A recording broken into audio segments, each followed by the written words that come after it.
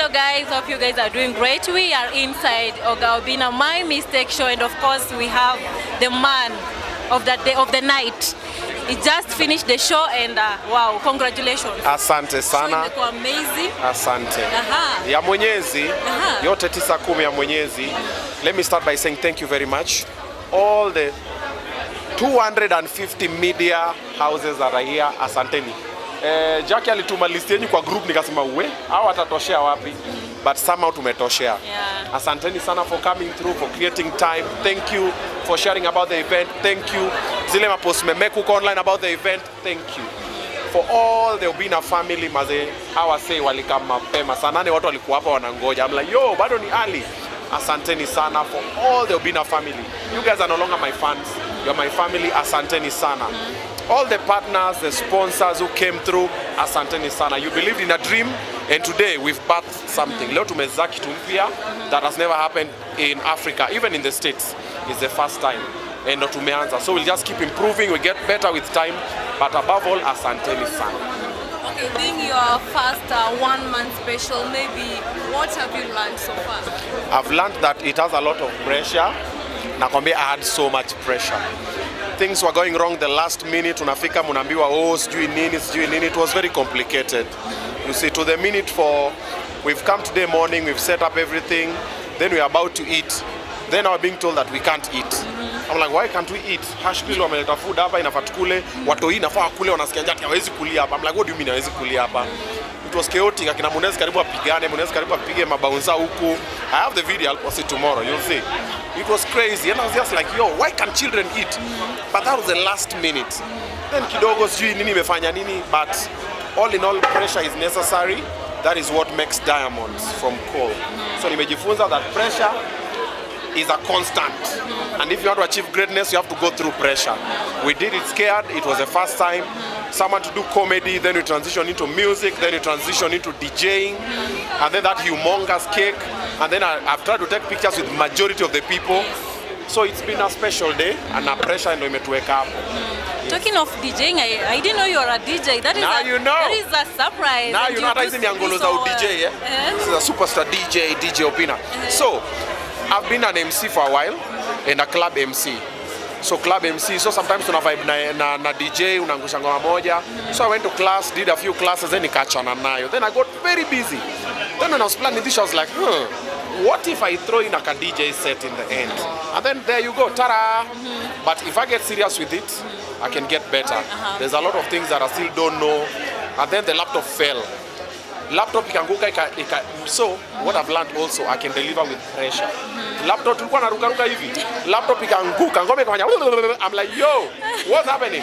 But we figured it out, and there it is, brand new superstar DJ. Yeah. So kuna wale watakuwa na event, kama utaki ni MC, kama utaki ni imbe, mimi nakuja ku DJ.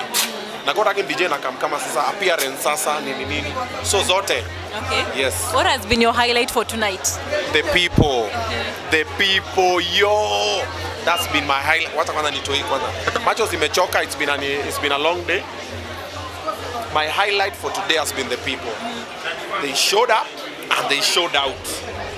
Majenzi wamekam. Do you know guys were sending me money? Jenzi anakama ananiambia bro, mimi ni comrade lakini wacha nikutumie za cabbage, anatuma so. Do you know comrade kukutumia so as a birthday gift? We msijaribu ku reverse hizo pesa by the way. But the people came to see Obinna. You know, now is the first time that I'm doing a show that is just me. Yes. It's just Obinna. So the guys came to see Obinna. And when I was introduced, they were screaming. I was walking like this. I'm like, yo. I'm like, hata wale mademi nafaa kuwa na mwaga zile maua nikipita onekani. Wengine wamenyongwa huko. But the people came out and I'm so grateful. I'm overwhelmed. Hata sijui kana kulala leo. Kichwa inaniuma saa hizi, nasikia njaa, magoti ni moto. But I'm so happy. I'm so happy. Of course, we saw family came. We've seen your mom, your brother was here. Like your family was here generally to support. How do you feel about that? Okay, first of all, I didn't know my mom is coming. I didn't even know she's there. Mama wangu amekuwa? Oh wow. Angekuwa ningemwita kwa stage. I didn't know. So I saw my people on stage when I was cutting the cake, but because of time, so tukaharakisha tukakata keki nini. Then also how we had rehearsed. You know, we had rehearsed without every other person. Then if I decided to call people on stage, I could have called everybody. Yeah. The camp was there, Omosh was there, Munez is there, my bro is there, everybody. So I said, instead of calling everybody to kill a lot of time, wacha tukate kidogo, kila msa patiwe keki. But it was beautiful. I saw a lot of close friends that I didn't know were coming through, and it was nice. But I didn't know my mom was around. Uko sure? Only mamangu. You know, we saw some celebrities came and went back because walikosa space and ticket. Yeah. Just to mention, Eddie Butita was here. Akakosa space, akakosa ticket na akarudi. Maybe next time, what are you planning? Next time ukuje mapema. So the last 1 week, sidhani kama kuna celebrity ajanipigia kunitisha story ya ticket and they wanted to buy. I'm like, hey, ticket ilisha on Saturday. So because we're doing Obinna show live on Monday, nikasema I'll not talk about it, wacha tumalize show kwanza, because if you talk about something else you deviate attention. So on Tuesday I told people, hey, sold out. Sasa ndio watu wakarealize it's serious. But before I was telling people, chukua ticket mapema. Nachukua. Kuna wengine wamebuy ticket last minute. Mpaka nikwambia tumeni kwa till number nikauliza, can we squeeze like 7 more people? Yeah. So every other celebrity who came through, asante sana. Every other celebrity who shared the poster, asante sana. Even the ones who couldn't come but they were busy, asanteni sana. Na wale pia walichelewa pia asanteni sana, because some fans wangu walipata nafasi ya kukaa na wakaenjoy. But I also saw some of them wenye walikam na pia wakaingia na wakakaa ndani, asanteni sana. And I'm very grateful. Thank you.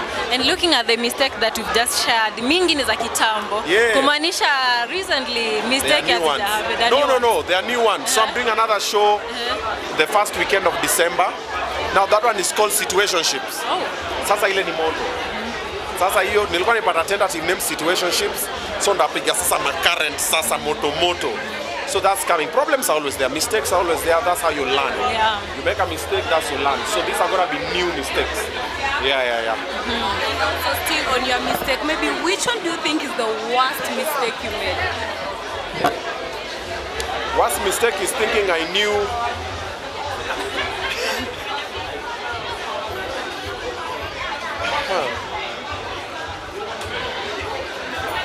Okay.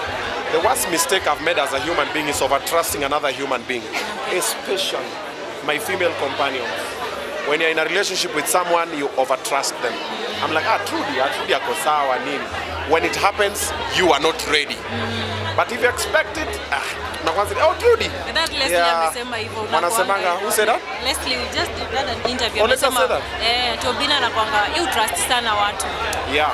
Na yo kutrust watu sana, generally everybody, why inani bite in the ass a couple of times, even in employment, friends, family, relationship, I overtrust you, then inani bite, then iko zile alafu watu wengine wananiambianga, kwani wewe, you don't learn, but always believe people are grown-ups. So the biggest mistake I've done is over-trusting people. So nowadays I expect disappointments. Yeah. I'm trying, lakini bado roho ni ile tu. Unajipanga tu umependa, unajua before you know, watu wa Mombasa wako hapa. Usi wa Mombasa? Naitonga nani kumbushe tena? Faith Brandy. Ujambo dada. Unasikia kuna joto Nairobi Hapa mambo shwari. And tukitoka kwa show kidogo ama tuendelee kwa show.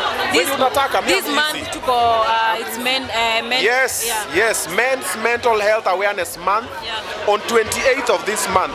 So this month I had 2 big events. This one ilikuwa inanipea pressure na Men's Mental Health Awareness Month. Awareness walk. Sikose sauti. So this one, my mistakes, and Men's Mental Health Awareness Walk. So it's happening on the 28th of June. I'm inviting everybody. Kama umekuja kwa hii show na hata hujakuja come, hiyo ni free entry for everybody. It's a non-profit event where we walk with men for men. A lot of men are hurting, including myself. Confused, including myself. Depressed, stressed, and everything. So what we are doing, we are working for men. So madam, kabuni mutembe na sisi, mutufundishe, so that pia si to figure out venye tuta solve stress zetu na issues zetu. So there's an open invite for everybody. Hata watu wa media, kujeni hiyo siku. Ndio siku msikam kurecord, mukam tutembe tu for men. And then if there's a man in your life, talk to them. Encourage them to talk. And when they are talking, listen. Men talk in very different ways. kuna ule kunyamaza kwake tayari ashaongea. Mbona umenyamaza? Babe umenyamaza. Daddy umenyamaza. Brother wangu amenyamaza. Anaongea. So listen and you hear them talk and let's support them. Let's reduce the suicide rates that are happening for men. It is terrible. Yeah. All right. Maybe in case somebody wants to come as a sponsor to your men's how can they reach you? Email tvobinna@gmail.com. To my email app will respond. Come through. Let's do it for men. Yeah. We've seen Piggy Ponky. we've seen Demo Facebook just came in to support you. I know she's already gone. Yeah. Okay. Just a message to her. Thank you for coming through. I saw her walk in. I was in the middle of the set. Then unajua mtu akiingia katikati ya joke inakudisorient. And then kurudi kwa set tena so later, hata even when I was taking pictures now, I thought I would see her again. Hata nilikuwa nafikiria bado yuko, but I saw alikuwa amepiga kiraoni. Alafu mimi nimepiga kiraoni. So I'm like, kwani telepathy. How did you feel, Kumona? Yeah, I felt good, of course. I felt good, of course. She's someone that I've worked with. She's a good person. She's a friend. She's family. So of course when I'm like, oh, she's also here, nini. But kile kimutu kilikuwa kinatembea mbele yake, kinaitwa swings. The swing nakyo. I'm just kidding, but it was beautiful. Most fans ask, what happened between you and Kamene Goro? You no longer do content together. What happened? What happened between me and Kamene Goro? Wow. A lot happened, but I'll summarize it this way. Kamene is a nice person. She's talented, she's lovely, she's lovable, and I worked with her for a while, and for all the years I've done radio, her and Sanai Peitande are the two people that I really enjoyed working with on radio. And then I really tried to introduce her to the digital space. And at first she was kidogo skeptical, even kuvaa zile design alikuwa anavaa. Then eventually she folded, then we started dressing the same, zile na dress like a king, nini. And you did that. And then when we left Kiss, I tried to pursue that as well. I tried to do, you see the thing I did with them on Facebook, I tried to do with Kamene Goro, but now on that, yenda alikuwa wa Kibombe, mimi nilikuwa boy wa ghetto. So tukaanza na episodes za kwanza which we shot, and tukaenda kwake, akapika omena, that was my idea. Akaosha omena na sabuni, that was my idea. Because in the Luo culture, wanaambiwa that mademu wa Kikuyu wanaoshanga samaki na sabuni. So I thought it was a funny thing. So I was like, osha omena nini? So that was like our first episode. So when we went online, guys really trolled her. Wakamtusi, and she got very stressed. So akanambia, I'm not doing this anymore. Toa hizi episodes. And I'm like, it's already gone viral. I can't. And then that day that we shot a lot of episodes, like 7. Tulikuwa nafanya podcast ya kuongea na nini. So hizo zingine sasa kanambia, mimi sitaki, I don't want to be part of this nini. And mimi kwa zile I've already put money in it, I've invested. And you and I know uoshangi omena na sabuni. It's a joke. So she got offended and she didn't take it easy. Akasema hata kuifanya tena. So I just posted the other episodes, but alikuwa amesema sasa hataki. So when I finished, I tried to reach out, nini akakataa, kanambia I'm not interested, whatever. Then I told her and the husband, even if you don't do anything with me, do something on the digital platform. Yeah. I told her, I have that on text. Mimi nakuanga king of receipt. Do something, even if you don't shoot with me, shoot something online. Then kidogo, then also when I was working with her, I was telling her, venture into the emceeing part. She didn't really want to do the emceeing part, and Charity, who was like her manager, I can push. I think it was a DTB event or something that she emceed, and she enjoyed it. And I was like, imagine emceeing, unasimama tu unaongea kidogo unalipwa dopoa. But she didn't see it that way then, and she focused more on the club gigs, nini, and everything. And then we just lost contact along the way. So I wouldn't say there is enmity or beef, but what I was trying to do, she didn't see sense in it.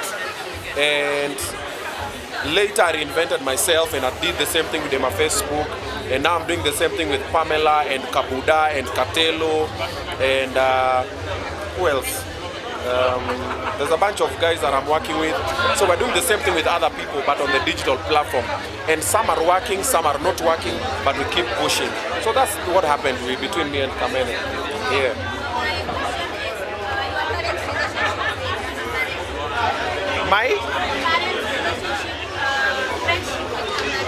My current friendship with Amberay.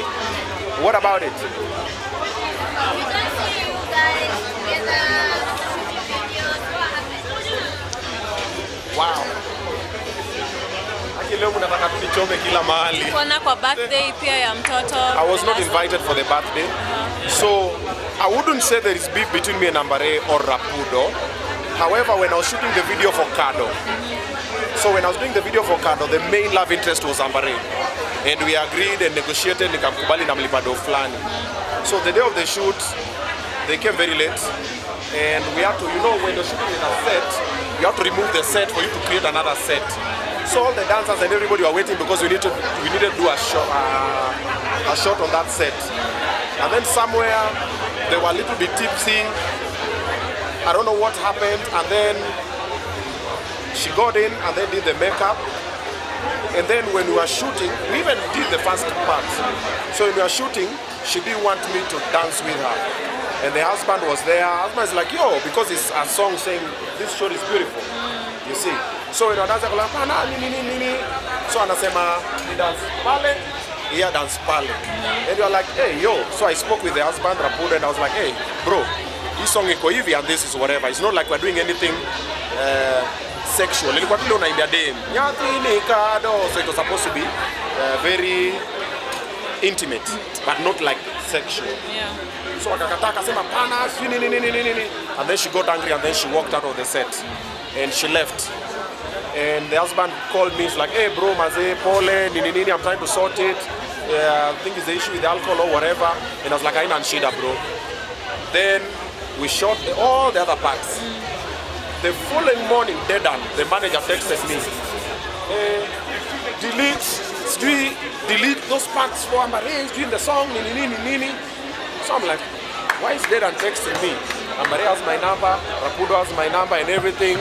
And I never responded. And I kept quiet. And since then, we've just been going apart. There's no enmity, there's no hard feelings. It was just work, nothing personal. But now I realized, I'm like, oh, wow. So this is how it's happening. And I said, let me now focus on these other things. So we don't really have beef, but we're just not as close as we used to. That is what happened. Yeah. Of course, we understand that you are tired and you've been... Yeah. Quite some time. Maybe as you wind up, you can just talk to your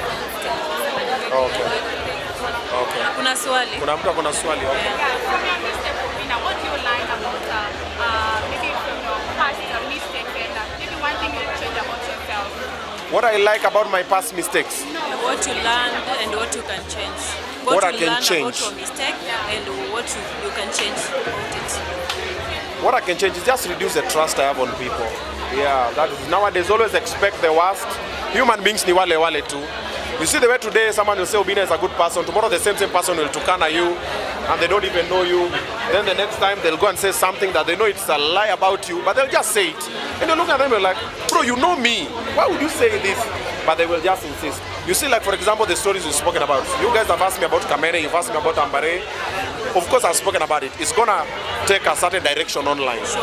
And they're entitled to respond. But Kamene knows the truth, Amberay knows the truth, Rapudo knows the truth. But however it chooses to happen, things might happen. Yeah. And my fans pia wanaenda kuzigeuza venye wanataka. But now you know, that has nothing to do with me. Because everybody who's involved knows what happened and what is the truth. So that's the way human beings are. Some are malicious, some mean well, some don't mean. Nobody relax. Niko sawa, Roba. I know, I'm tired, I'm sure, I'm okay. Hey, Roba ni sawa, smile. Hey, Roba amejamni. Roba, I'm okay, it's okay. Thank you. Yeah. So, human beings are like that. Like I was saying, human beings who means well for you, you might not know. And even the ones who mean well for you might be strangers that you don't know. The ones who are planning your downfall, whatever, are people you know. Kuna kachino wewe sasa utakuwa unaangalia Jackie Ogago like Jackie Ogaga surely. Tunakuanga naye then unapata kumbe ndiye ameneza uvumi fulani ama something. So that's what happens. So now my biggest lesson is just to reduce my trust on people. Expect the worst. Yeah. But it does not mean that I'm going to be bad to you. Myself, I mean well. For everybody, I don't even know you. Why would I mean bad for you? Then also, I would want you to mean well for me. Okay, I'll pray for you, I'd want you to pray for me. But I will mind my business and then I'll keep my distance. Nikirealize hatupelekani vizuri, naondokea pole. Unaona kama hizo story nimenuliza, I never spoke about them. I was like, I was never going to talk about them. But now that's what I do. Yeah.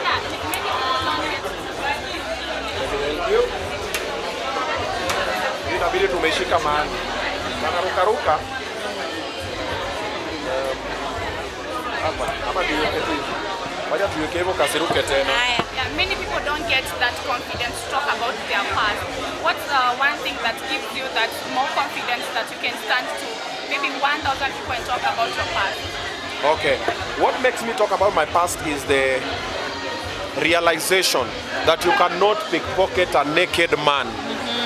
Once I tell about my past, you can't use it against me. Sure. Because I've owned it.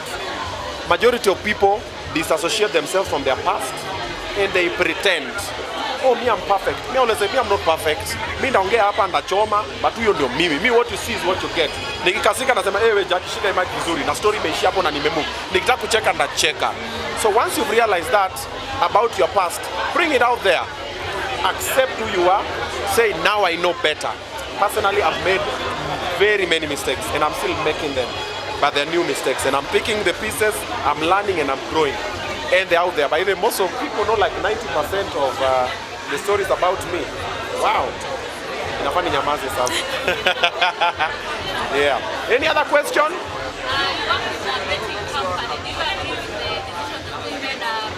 Okay. Yes, I work with a betting company.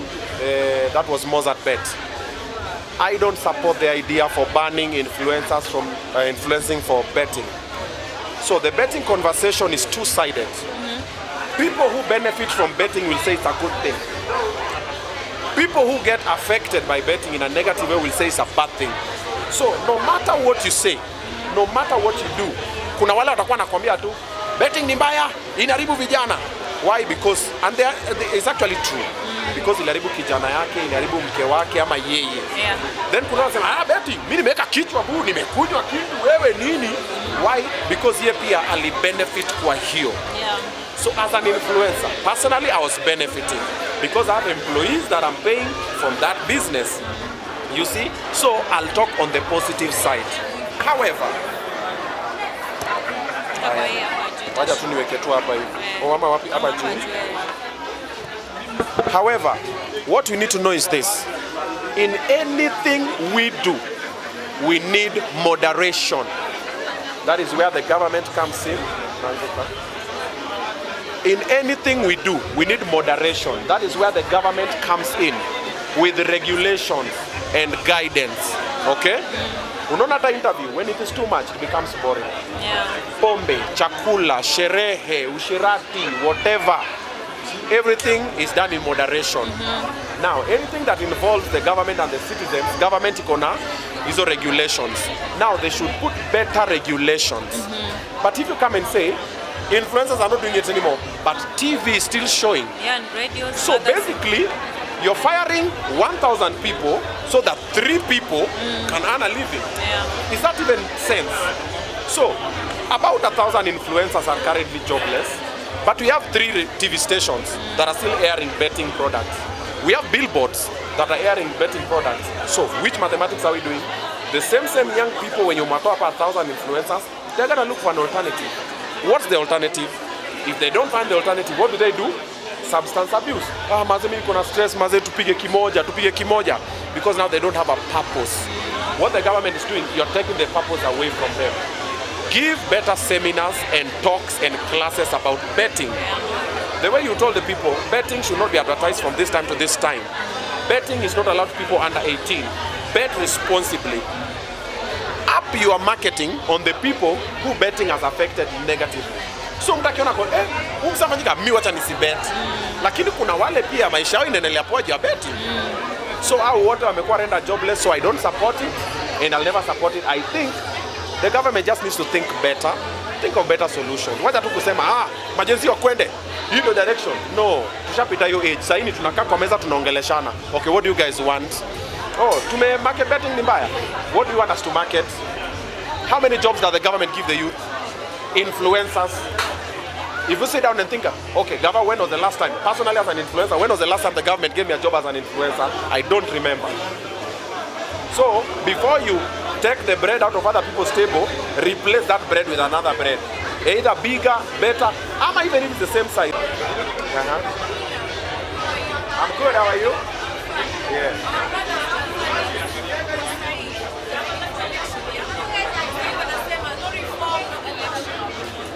Watanzania wanasema reform election. Watanzania wanasema no reform, no election. Okay. What can I tell them? Iko tu sawa.